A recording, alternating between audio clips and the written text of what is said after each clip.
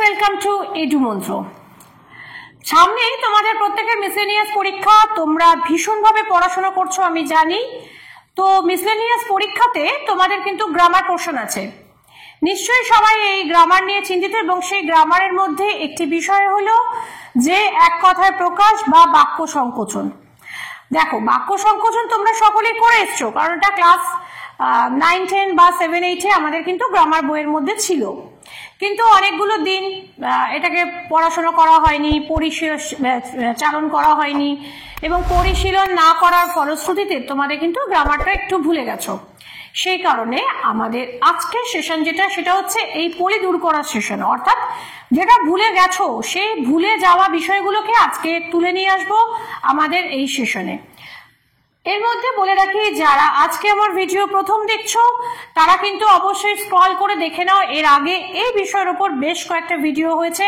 দেখো, আমার পাশে লেখা রয়েছে ষষ্ঠ ভাগ, তার মানে এর আগের কিন্তু 5টা ভিডিও হয়ে গেছে। তো সুতরাং এই 5টা ভিডিওগুলোকে তোমরা কিন্তু অবশ্যই দেখে নাও, যেটা তোমাদের পরীক্ষাতে ভীষণভাবে কাজে লাগতে পারে। এবং বাক্য সংকোচন বা এক কথায় প্রকাশ তো প্রচুর আছে, কিন্তু অতগুলো পড়ে মুখস্থ করা তো সম্ভব নয়, ইম্পসিবল। সেই জন্য তার কারণে বিভিন্ন পরীক্ষায় যেগুলো আসে বা যেগুলো ভীষণভাবে ইম্পর্টেন্ট সেগুলোরই একটা ছোট্ট সংকলন আমি এখানে দেওয়ার চেষ্টা করেছি। চলো চলে আসি আজকে সেশনে। কাকে বলে বাক্য সংকোচন, অর্থাৎ বাক্য সংকোচন বললে আমরা কাকে বোঝাবো। দেখো, বাক্য সংকোচনের একটাই প্রথম যে বিষয়টা আমরা পড়বো, এক কথায় প্রকাশিত কোনো ভাব, অর্থাৎ একাধিক কথায় প্রকাশিত একটা ভাব।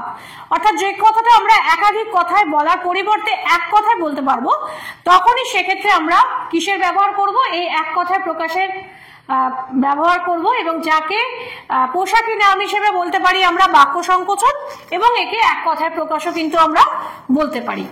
চলো, এগুলো কিন্তু সবই তোমরা জানো। দেখো, যখন আমরা বলবো বা করবো তখন তোমরা কিন্তু এর সঙ্গে নিজেদেরকে একটু রিলেট করতেই পারো। প্রিয় পত্নী মৃত যার বিপত্তিক, যার পত্নী গত হয়েছেন তাকে বলা হয় কি বিপত্নিক। প্রিয় বাক্য বলে যে নারী প্রিয়ংবদা, প্রিয় বাক্য বলে যে নারী প্রিয়ংবদা। পাখির কলরব কাকলি অথবা কুজন। এখানে পাখির কলরব বলতে সব রকমের পাখিকে একসাথে বলা হয়েছে, অর্থাৎ এখানে শুধুমাত্র যে কোনো একটা বা দুটো পাখি নয়, সব রকম পাখি যেখানে একসাথে বোঝে তখন তাকে বলা হয় পাখির কাকলি, কাকলি বা কুজন। পল মিশ্রিত অন্ন, এখানে একটু লেখাটা কম্পিউটারাইজ তো একটুখানি ভুল হয়ে গেছে, এটা লেখাটা হবে পলান্ন। পল মিশ্রিত অন্ন, পলান্ন, পশান্ন হয়ে গেছে। পলান্ন মানে হচ্ছে, পল মানে হচ্ছে মাংস, অর্থাৎ মাংস মিশ্রিত অন্ন, অন্ন মানে ভাত, অর্থাৎ এক কথা আমরা বিরিয়ানিকেও বলতে পারি কিন্তু পলান্ন, অর্থাৎ পল মিশ্রিত অন্ন তাকে বলা হয় পলান্ন। পিষ্ট দ্রব্যের গন্ধ পরিমল, অর্থাৎ যে কোনো পিষ্ট দ্রব্যে যে গন্ধ তাকে বলা হয় কি পরিমল। পথ দেখায় যে পথিকৃৎ, যিনি পথ দেখান তাকে বলা হয় কি পথিকৃৎ। পশ্চিম দিক প্রতীচী, পশ্চিম দিক প্রতীচী। পশ্চিম দিককে পশ্চিমের যে কথা মানে যে সংস্কৃতি তাকে পাশ্চাত্য বলা হয়, আর পূর্বের যে সংস্কৃতি তাকে বলা হয় প্রাচ্য, প্রাচ্য, অর্থাৎ প্রাচ্য বা পাশ্চাত্য দ্বন্দ্ব, এটা আমরা জানি। কিন্তু পশ্চিম দিক যেটা সেটাকে বলা হয় কি প্রতীচী। পাতালের গঙ্গা ভোগবতী। পুরুষের কর্ণভূষণ বীর বৌলি, অর্থাৎ আগেকার দিনে পুরুষরা যে কানে যে বড় বড় কুণ্ডল পরতো, মানে বড় বড় যে দুল পরতো, তাকে এক কথায় বলা হয় কি বীর বৌলি। পশু পাখি ধরার রজ্জু বিতংশ। পশু পাখি ধরার জন্য যে ফাঁদ পাতা হয় না, সেখানে যে রজ্জুগুলো ব্যবহার করা হয় তাকে বলা হয় কি বিতংশ। পুরুষ অনুক্রমে ভোগ্য মৌরুষি, আমরা বলি এই কথাটা মৌরসি পাঠটা পেয়েছো নাকি, অর্থাৎ পুরুষ অনুক্রমে যে জিনিসটা আমরা ভোগ করছি তাকে বলা হচ্ছে কি মৌরুষি। হ্যাঁ, পদ্ম নাভিতে যার, পদ্মনাভ, অর্থাৎ যার নাভি থেকে পদ্ম উত্থিত হয়েছে তাকে বলা হয় পদ্মনাভ। শ্রী বিষ্ণুকে বলা হয় পদ্মনাভ, কারণ তার নাভি পদ্ম থেকে একটুখানি মানে নাভি থেকে একটি পদ্ম উত্থিত হয়েছে, এবং যেখানে ব্রহ্মা বসে জগৎ সৃষ্টি করেন। পূর্বে সুপ্ত পরে উত্থিত সুপ্তোত্থিত। প্রথমে সুপ্ত অর্থাৎ প্রথমে প্রায় ঘুমন্ত বলে মনে হচ্ছে এবং পরে সে যখন উঠছে তখন তাকে বলা হচ্ছে সুপ্ত উত্থিত। প্রতি পদের চাক বালেন্দু, পায়রার ডাক বকবকম। তাহলে দেখো এর আগে আমি পড়ালাম যখন তখন বললাম পাখির ডাক, পাখির ডাককে আমরা বললাম কুজন অথবা কাকলি, কিন্তু যদি শুধুমাত্র পায়রার ডাক হয় তখন সেক্ষেত্রে আমরা বলবো কি বকবকম। আচ্ছা, এরপর আসছে পরাজয়ের সংবাদ আনে যে, সে তাকে বলা হচ্ছে কি ভগ্নদূত। প্রথমে মধুর পরে নয়, আপাত মধুর। অনেক জিনিসকে প্রথমে মধুর মনে হলো পরে দেখা যায় সেটা কিন্তু পরে মধুর নয়, সেরকম ধরনের বিষয়গুলোকে বলা হয় আপাত মধুর। পরের গৃহে শিল্পকর্মের দ্বারা জীবিকা নির্বাহ করে যে নারী শৈরিন্দ্রী, অর্থাৎ পরের গৃহে পরগৃহে মানে শিল্পদ্রব্যের দ্বারা। এক্ষেত্রে দু রকমের কথা হয়, শিল্পদ্রব্যের দ্বারা যিনি জীবিকা নির্বাহ করেন তাকে শৈরিন্দ্রী বলা হয়। এছাড়া এখন বর্তমান যারা বিউটিশিয়ান, অর্থাৎ এখন তো আমরা তাদেরকে বিউটিশিয়ান বলে পরিচিত করি, তো আগেকার দিনে এই বিউটিশিয়ান যারা অর্থাৎ বিভিন্ন রকমের চুল বাদ্য বা বিভিন্ন রকমের সাজাতে পারতো এরকম যারা, তাদেরকে বলা হতো শৈরিন্দ্রী।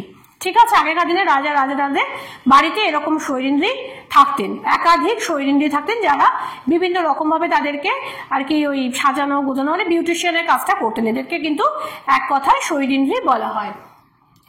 প্রজ্ঞাবতী নারী প্রাজ্ঞা, পেচকের ডাক ঘুৎকার, ফল পাকলে যে গাছ মরে যায় ঔষধি। ফৌজদারি উচ্চ আদালত দায়রা, দায়রা আদালত কথাটা আমরা সবাই শুনেছি। দায়রা আদালত বলতে যেটা বোঝায় ফৌজদারি উচ্চ আদালত, অর্থাৎ যেখানে ফৌজদারি বিভিন্ন মামলাগুলো হয় সেখানে সেই উচ্চ আদালতকে বলা হয় দায়রা আদালত। বর্ধিষ্ণু গ্রাম কসবা, কসবা মানে কোনো জায়গার নাম নয়, কিন্তু কোনো বর্ধিষ্ণু গ্রাম তোমরা কিন্তু গুলিয়ে ফেলো না যে কসবা তো একটা জায়গার নাম তাহলে কি ওটা গ্রাম, একদম নয়। কসবা ওটা জায়গার নাম হিসেবে মানে প্রপার নেম হিসেবে ব্যবহার করা হয়েছে, কিন্তু অ্যাকচুয়ালি কসবা কথাটার পুরো অর্থ হচ্ছে যে বর্ধিষ্ণু গ্রাম, অর্থাৎ যে গ্রামটা বড় গ্রাম যেখানে সবকিছু আছে তখন তাকে বলা হচ্ছে কি কসবা। ঠিক আছে, আচ্ছা তারপর হচ্ছে বিনাশ নেই যার অবিনশ্বর, বাক্য এবং মনের অতীত অবাক মানুষ গোচর, বীণার ধ্বনি ঝংকার বাঘের ছাল তাকে বলা হয় কৃত্তি, এবং কৃত্তিতে বাস যার তাকে বলা হয় কৃত্তিবাস, শিবকে বলা হয় কৃত্তিবাস। এবার আমরা একটু অন্য প্রসঙ্গে আসবো, সেটা হচ্ছে যে দেখো সামনে কিন্তু তোমাদের মিসলেনিয়াস পরীক্ষা, এবং সেই মিসলেনিয়াস পরীক্ষার জন্য তোমরা সকলেই কিন্তু রেডি হচ্ছ, এবং এক্ষেত্রে যারা এখনো বসে ভাবছো যে আমরা কোথাও ভর্তি হব কিনা বা কিভাবে পড়াশোনাটাকে এগোলে পরীক্ষায় এক চান্সে আমরা চাকরিটা পেয়ে যাব বা পরীক্ষায় ভালো ফল করব, তাদের জন্য কিন্তু এডুমন্ত্র নিয়ে এসছে এক ঝাঁক সুবিধা, এবং সেক্ষেত্রে পকেট ফ্রেন্ডলি প্রাইজে তোমরা কিন্তু টোটালি মিসলেনিয়াসের ফুল কোর্সটা পেয়ে যেতে পারো, এবং তার সঙ্গে পার্সোনাল ভাবে আমরা কেয়ার করব যাতে তোমরা এক কথায় পাস করতে পারো। তার জন্য যেটা করতে হবে সেটা হচ্ছে যে আমাদের স্ক্রিনে দেওয়া যে নাম্বার আছে নিশ্চয়ই দেখতে পাচ্ছ, সেই নাম্বারে কিন্তু এক্ষুনি যোগাযোগ করো। আমাদের এক্সিকিউটিভসরা রয়েছেন এ ব্যাপারে তোমাকে আরো বেশি সাহায্য করবেন, বা আরো কি কি সুবিধা তোমরা পেতে পারো সে বিষয়ে আলোচনা করে নেবেন।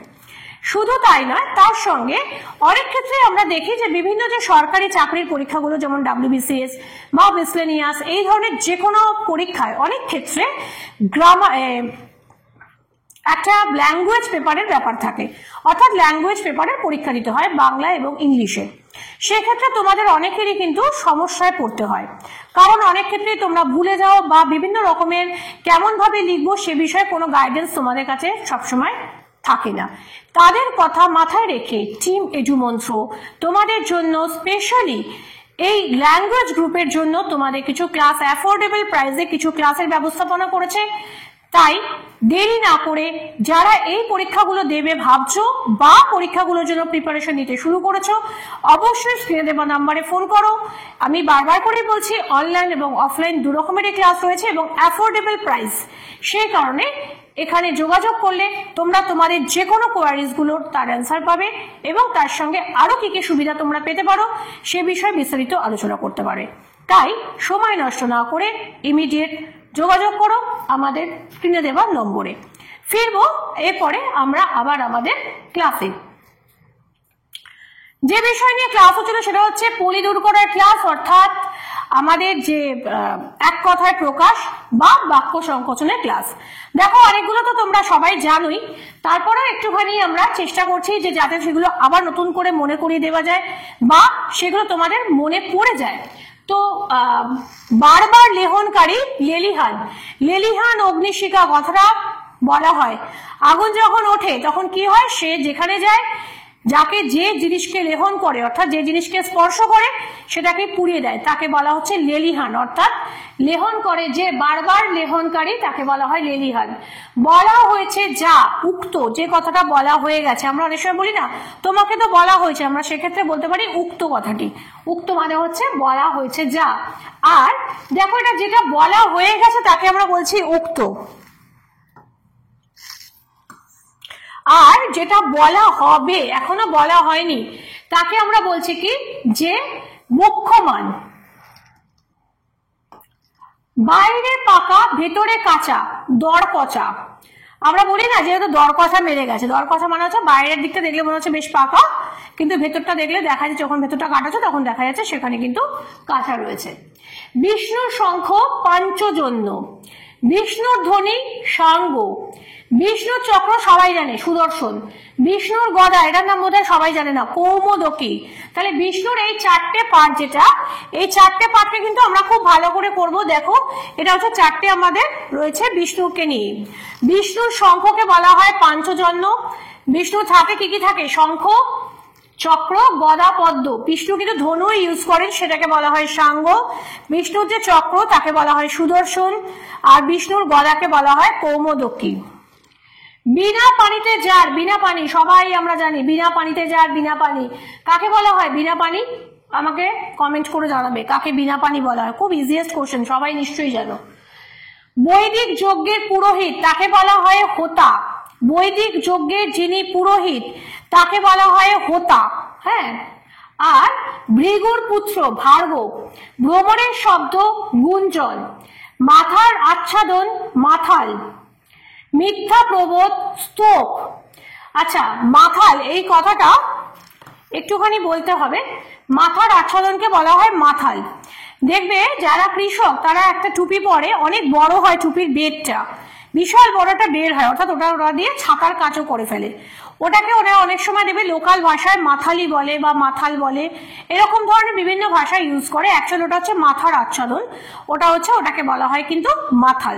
হ্যাঁ, মিথ্যা প্রবোধ স্তোক, ময়ূরের ডাককে বলা হয় কেকা, এবং মৃত্যু কামনায় উপবাসকে বলা হয় প্রায় প্রবেশন। অর্থাৎ মৃত্যু কামনায় যে উপবাসটা, যেখানে কিছু জল না খেয়ে শুধুমাত্র মৃত্যুর জন্যই আমি উপবাসটা করছি, সেরকম উপবাসকে বলা হয় প্রায় প্রবেশন। এই ছিল আমাদের আজকের সেশন। আজকের জন্য আমাদের এইটুকুনি থাকছে। যাদের আমার ভিডিও ভালো লাগলো তারা অবশ্যই লাইক করো, বন্ধুদের মাঝখানে শেয়ার করো, এবং অবশ্যই যারা আজকে ফার্স্ট ভিউয়ার তারা কিন্তু এডুমন্ত্র চ্যানেলটিকে সাবস্ক্রাইব করে তার বেল আইকনটি প্রেস করে রাখো, যাতে যে কোনো ভিডিও এলে সেটা প্রথম তোমাদের কাছে পৌঁছয়। এবং যারা আজকে ফার্স্ট ভিউয়ার তারা কিন্তু এই বিষয়ের আরো বিভিন্ন গ্রামারের উপরে বা তোমাদের যে এই মিসলেনিয়াসের উপরে বিভিন্ন ভিডিও যেগুলো আসছে সেগুলোর দিকে কিন্তু চোখ রাখো তোমাদের সাফল্যের জন্য। আজকের জন্য এইটুকুনি, ফিরে আসবো খুব তাড়াতাড়ি অন্য কোনো বিষয় ভিডিও নিয়ে।